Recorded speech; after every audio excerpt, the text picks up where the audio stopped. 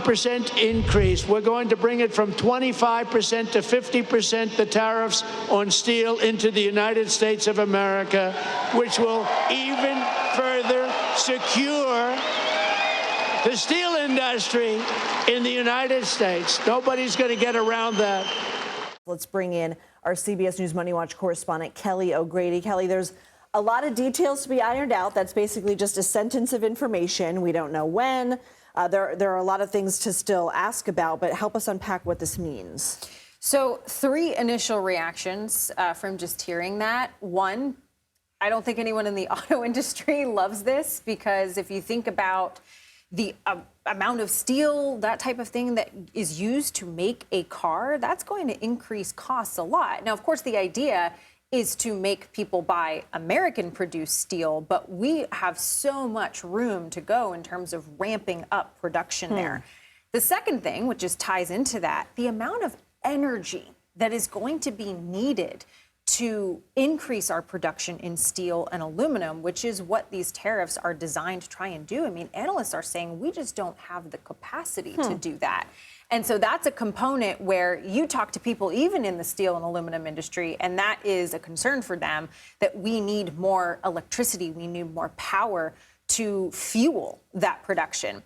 And then finally, manufacturers. Right? These tariffs are designed broadly to bring more manufacturing of goods, of iPhones, of everything to the United States. A key input for manufacturers is steel and aluminum. And in fact, there was a study released today about how manufacturers are feeling about the economy. We've seen a steep drop off from Q1, from the first quarter of this year, to how they're feeling now. And one of the biggest concerns was raw material costs. 66% of manufacturers in this country highlighted raw material costs and how they're increasing as a concern for how they feel about their business. A 50% tariff on steel is not going to help those folks out. And then just anecdotally, the final thing I'll say on this, I went to Pennsylvania, Pittsburgh, Pennsylvania, where, Pennsylvania is where the president is right now. And I talked to a manufacturer and he said, I love the idea of tariffs. It is going to increase business for me.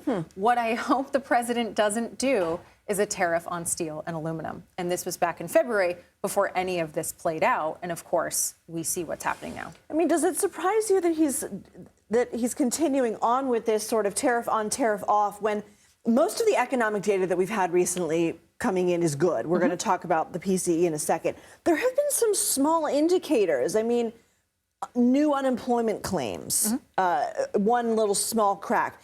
Does it, and the CBS News polling that we can also discuss, where it shows what people feel about the economy, which is not incredibly positive right now. Does it surprise you that he's doubling down on this, tripling down, quadrupling down? I know, at this point, it's hard to remember how many times. It doesn't, because he is really trying to bolster the steel industry. And those were workers that he made promises to during the campaign. So it doesn't surprise me in this respect. It does surprise me with the manufacturing piece that I just mentioned, because you have to think about how all of these different pieces influence each other.